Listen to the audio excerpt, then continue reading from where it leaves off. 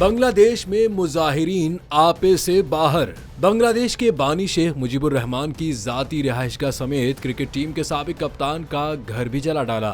शेख हसीना वाजिद का इस्तीफा भी अवाम के गुस्से को ठंडा नहीं कर सका। मलिक शेख वाजिद के मुल्क से फरार होने के बाद मुजाहिरीन ने बांग्लादेशी क्रिकेट टीम के साबिक कप्तान मशरफी मुर्तजा के घर को आग लगा दी, जबकि दीगर शहरों में भी अवामी लीग के अरकान पार्लियामेंट के घरों और अवामी लीग के दफातर पर हमले किए। मुजाहिरीन ने ढाका के इलाके गुलिस्तान में वाक़ अवामी लीग के हेडक्वार्टर्स को आग लगा दी।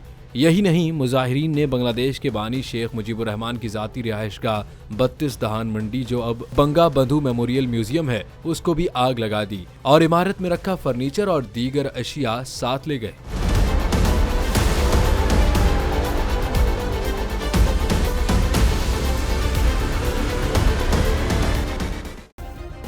सब्सक्राइब करें और बेल दबाएं ताकि कोई खबर रह न जाए।